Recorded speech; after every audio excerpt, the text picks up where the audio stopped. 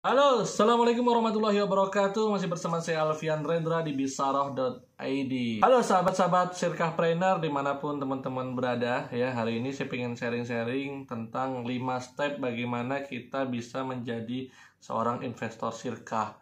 Tentu ya, semua orang itu pengen bebas finansial ya, pengen punya passive income, pengen uangnya itu bekerja untuk dia, uangnya juga bisa untuk dakwah.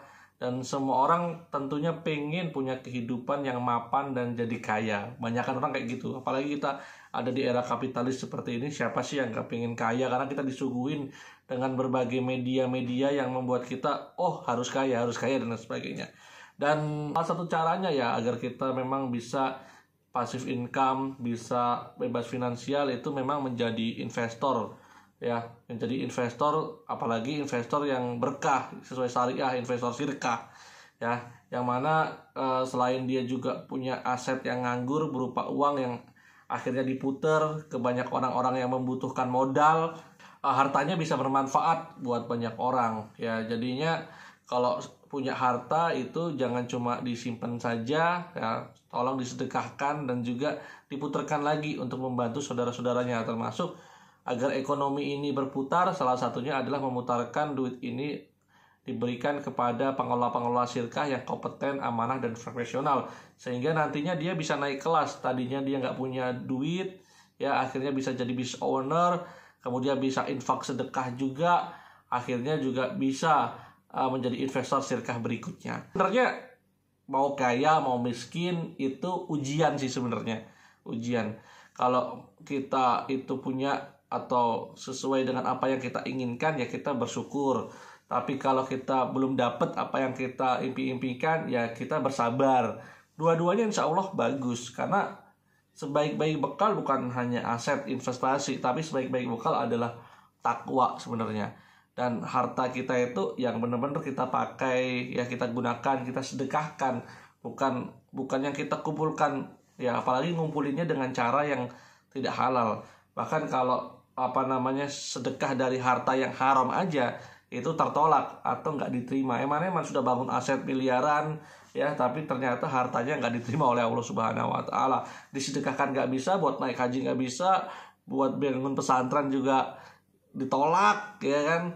Jadi hati-hati dengan harta yang haram. Makanya salah satu misi dari Bisyarah itu adalah menyelamatkan para pengusaha dunia ini dari harta-harta yang haram ya teman-teman. Oke, kita balik lagi ke 5 step untuk menjadi seorang investor sirkah. Nah, saya nggak tahu nih teman-teman mulainya dari mana, tapi kalau saya boleh cerita ya, saya akan mulai dari step yang juga lagi saya lewatin nih, lagi saya coba ya. Step pertama, nomor 1 teman-teman ya, kalau memang belum bisa menjadi seorang investor, duitnya juga belum ada ya, jadilah karyawan dulu ya. Karyawan self employee yang benar-benar amanah, kompeten, dan juga profesional ya. Yang mana teman-teman harus menguasai ya, nggak cuma technical skill nanti kalau teman-teman itu jadi karyawan, juga managerial skill agar teman-teman itu bisa memimpin sebuah tim, sebuah organisasi. Apalagi teman-teman bisa jadi karyawan di organisasi yang besar ya, yang dia memang memimpin banyak orang, yang organisasi yang besar itu penghasilannya lebih besar. Yang mana nanti kalau punya penghasilan itu jangan dihabisin semua ya, teman-teman harus selalu sisihkan untuk investasi, untuk zakat, infak, sedekah, semua teman-teman sisihkan ya, termasuk untuk investasi ya. Itu di level pertama. Dan bekerja ini luar biasa juga ya, Allah itu memerintahkan kita untuk bekerja ya, bekerja keras. Kemudian juga apalagi kita punya anak istri ya, itu bekerja itu menjadi wajib, karena kita nanti menafkahi ya. Walaupun menafkahi tidak hanya dengan cara bekerja menjadi karyawan, tapi kita punya kewajiban itu ya. Oke, kalau kita udah naik levelnya lagi ya, mungkin teman-teman bisa naik ke menjadi bisnis sendiri ya, kalau teman-teman punya kemampuan itu ya, mau nggak mau kita belajar. Makanya waktu kita jadi self employee tadi atau jadi karyawan tadi, belajarlah dengan baik. Lihatlah bagaimana belajar dengan orang-orang yang terbaik, bahkan minta diajarin, cari mentor ya. Nah, untuk fase kedua teman-teman di sini akan jadi bisnis sendiri atau self employee. Nah, di bisnis sendiri ini ya teman-teman tantangannya cukup berat, karena yang biasanya mungkin tiap bulan itu dapat hasil. Misalnya teman-teman adalah orang ex-bank ya, orang-orang ex-bank yang tiap bulan dia punya penghasilan rutin dan memang sudah punya standarnya segini penghasilannya, tiba-tiba ya gaya hidupnya berubah ketika bisnis sendiri. Dan bisnis sendiri beda sih. Bisnis sendiri itu bisa ya, cuma memang nanti akan ada limitnya, mentoknya, teman-teman bisa menghasilkan berapa. Jadi kalau teman-teman itu jadi karyawan atau bisnis sendiri, ya paling mentok bisa menghasilkan miliaran, bisa sih, ada beberapa. Saya lihat contoh kasus yang memang dia itu bisa menghasilkan miliaran dari menjadi seorang profesional atau juga bisnis sendiri. Tapi kalau teman-teman pengen ya mencetak mesin cash miliaran, ya teman-teman harus bangun organisasi, tentunya bangun bisnis, bukan sekedar dagang. Ya tadi karyawan, naik lagi levelnya ke dagang, naik lagi levelnya ke bisnis. Nah, di bisnis ini teman-teman perlu tim ya. Jadinya teman-teman perlu membangun sebuah organisasi. Nah, di sini bisa pilihannya bisa dua, bisa bisnis sendiri, bisa jadi pengelola sirkah. Nah, dulu kalau teman-teman nggak punya modal, ada solusinya. Solusinya yaitu ya sirkah. Ya, sirkah ini menjadi solusi permodalan tanpa utang riba. Dan akadnya bukan utang piutang ya teman-teman ya, tapi akadnya benar-benar penyertaan modal di situ teman-teman. Jadi pengelola sirkah kita juga ada kompetensinya nih. Kita harus amanah juga, harus kompeten juga, dan profesional. Kalau ngomongin organisasi berarti kita harus menguasai organization skill, mulai dari marketing, pemasaran, ya kemudian operation, manajemen, kemudian keuangan, dan juga HR ya, atau human capital, itu juga bisa disebutkan seperti itu. Ya, itu di pengelola sirkah. Jadi membuat suatu bisnis. Nah, skalanya seperti apa tergantung teman-teman mau punya roadmapnya seperti apa ya. Roadmapnya ada yang cuma oke, saya cukup di UMKM deh. Nah, ini beda-beda nih. Kalau mikro itu yang disebut mikro itu 0 sampai 400 juta ya per tahun tuh omsetnya. Tapi kalau 400 juta ke atas ya omsetnya, itu dinamakan UKM. Nah, nanti di atasnya lagi ada corporate ya, corporation dan sebagainya. Nah, teman-teman punya mau level sampai di mana? Ya, itu juga pilihan, tidak ada kewajiban. Cukupnya teman-teman di mana ya. Semakin besar mungkin semakin kebermanfaatannya semakin banyak ya tentunya. Nah, yang mana nanti kalau sudah jadi pengawas sirkah menghasilkan, jangan habiskan duitnya lagi. Jangan habiskan duitnya lagi ya, jadilah nanti investor sirkah ya. Investor sirkah itu ya, bayangkan nih teman-teman, misalnya teman-teman punya duit 50 juta terus diinvestin tiap bulan dapat 5 juta misalnya, bagi hasilnya ya kadang 5 juta, kadang 3 juta tergantung bagi hasilnya ya. Itu kan teman-teman cari bisnis model yang seperti itu ya, itu bisa menghasilkan ya. Tanamlah di 10 pengelola sirkah yang amanah, kompeten, dan profesional. Teman-teman udah punya pasif di situ ya. Biasanya backup-nya ditambahin properti syariah, nanti level berikutnya ya bisa bikin kos-kosan, kontrakan, guest house ya, ataupun main di investasi di real estate ya, yang mana banyak sekali. Kalau di real estate itu ada 117 unit usaha yang ada di bawahnya lah, di situ industrinya ada di situ. Teman-teman bisa main di sektor itu, tapi saya saranin mainlah di sektor yang teman-teman paham banget. Invest juga teman-teman invest di bisnis yang teman-teman paham banget nih, bisnisnya kayak apa, orangnya seperti apa, di balik layarnya seperti apa. Nah, itu tahapannya ya teman-teman, roadmapnya kalau teman-teman pengen jadi seorang investor sirkah ya, yang cerdas dan juga sesuai syariah. Karena kebanyakan instrumen-instrumen investasi saat ini ya teman-teman, itu banyak yang cuma ngaku syariah ya, walaupun mungkin ada yang menghalalkan. Tapi kalau kita bedah lebih lanjut nanti, bukan hanya di hukum taklifinya saja, wajib, sunnah, mubah, makruh, haram, tapi ketika kita masuk di hukum wad'i, sah, batal, fasad ya, ternyata banyak instrumen-instrumen investasi yang memang tidak sesuai dengan rukun dan syaratnya investasi, hingga semuanya itu akadnya bisa jadi batal ya. Contoh gampangnya begini nih, kalau bedain apa sih hukum taklifi, apa sih hukum wad'i. Hukum taklifi itu bisa gini, kalau sholat itu hukumnya apa sih? Wajib, itu taklifi.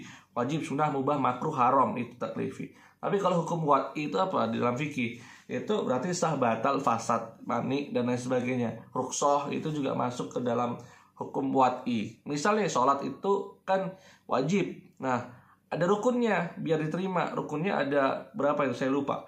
Intinya dari takbir sampai salam. Lupa takbir, lupa Al-Fatihah. Batal nggak? Batal. Itu rukun. Sudah semua terpenuhi rukunnya, lupa wudhu. Nah, wudhu itu syarat teman-teman. Syarat sah sholat. Ya, jadi itu juga bisa membatalkan sholat kita nggak diterima. Nah, termasuk dalam semua muamalah, syirkah, ya investasi, kemudian jual beli, sewa menyewa, ya itu ada rukun dan syaratnya. Yang mana kalau rukun dan syarat ini tidak terpenuhi, menjadi batal akadnya. Batal, ya hartanya haram, disedekahkan aja nggak bisa, buat naik haji nggak bisa. Ya eman-eman ya teman-teman. Jadi di sini penting banget kita harus benar-benar paham nih, jangan tergiur dengan apa yang dikatakan para finplan ya. Walaupun saya banyak teman juga, teman-teman financial planner, mereka ngasih banyak pilihan tentang instrumen produk-produk investasi syariah. Ada yang obligasi syariah, ada yang asuransi syariah, koperasi syariah, kemudian apalagi tuh banyak ya. Pokoknya yang syariah lah, pasar modal syariah dan lain sebagainya. Teman-teman cek dulu ya. Bukan hanya MUI seperti ini, jangan. Sebagai orang yang muqallid mutta'am ya teman-teman, memang boleh ya bertaklid pada ulama, tapi paling enggak cari pendapat yang terkuat ya, yang dia beristihad, bukan hanya fatwa ya. Jadi beda tuh fatwa sama istihad tuh beda ya, levelnya beda. Tetap istihad tuh yang paling tinggi ya teman-teman. Dan kalau ada perbedaan pendapat, apalagi di fikih-fikih kontemporer hari ini ya teman-teman, kita wajib mentarjih sih. Mentarjih itu memilih pendapat yang terkuat, karena beramal kepada pendapat yang lemah itu juga tertolak. Jadi kita sekuat tenaga mentarjih. Kalau sudah mentok ya sudah ya, tapi benar-benar kita itu berbuat itu ada standar hukumnya. Biar apa? Biar sesuai syariah dan diterima amal-amal kita. Ya jangan kita berbuat dulu tapi nggak tahu standar hukumnya. Eman-eman nanti kalau kita salah, tidak sesuai dengan syariah, ya kalau tidak diterima amal kita luar biasa. Ya memang sudah kerja keras, udah ngeluarin duit buat investasi, investasinya nggak diterima sama Allah Subhanahu Wa Taala. Jadi perlu banget teman-teman belajar ya itu. Dan insya Allah kita juga ada sekolah untuk para investor nih, yang teman-teman pengen jadi investor syirkah. Namanya Suvensi, Sekolah Investor Syirkah. Ya ini pembicara lagi konfirmasi, ya insya Allah akan dihadiri oleh Ustadz Firly Ferdiansa, Kang Dewa Eka Prayoga, ada juga Mas Sabtuari, termasuk Ketua X-Bank yaitu Pak Chandra. Nah insya Allah kita dalam workshop itu akan banyak sharing-sharing sih, bagaimana menjadi investor syirkah yang cerdas dan juga sesuai dengan syariah. Ya catatannya begini nih teman-teman. Catatannya bahwa semua yang kita lakuin ini ujung-ujungnya apa sih? Ujung-ujungnya adalah dakwah, untuk dakwah. Karena hayatun nabi, hayatun dakwah, kehidupan nabi itu kehidupan dakwah. Cek semua nabi diutus tuh banyak kan untuk berdakwah, dan dakwah ini menjadikan poros hidup kita ya teman-teman. Harusnya kita menjadikan dakwah ini sebagai poros hidup. Bagaimana sih maksudnya dakwah ini menjadi poros hidup?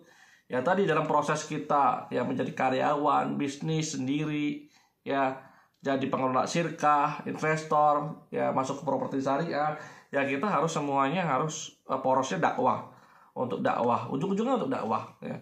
Kenapa? Harusnya kalau kita itu sebagai muslim sudah memang mengazamkan diri ya menjadi seorang muslim yang taat, ya kita harus menjadikan dakwah ini menjadi poros hidup ya. Yang mana waktu, tenaga itu untuk dakwah. Keluarga, anak, istri kita juga untuk mendukung dakwah sebenarnya. Harta, benda, aset itu untuk mendukung dakwah. Ilmu, keahlian juga untuk mendukung dakwah. Jabatan, kalau teman-teman punya jabatan, kedudukan itu juga untuk mendukung dakwah. Termasuk ide dan pikiran teman-teman itu juga untuk mendukung dakwah. Dan itulah jalan yang mulia, yang luar biasa, yang bisa mengantarkan teman-teman kepada aset keabadian ya, yaitu aset yang lebih baik daripada passive income yang teman-teman dapat ya di dunia.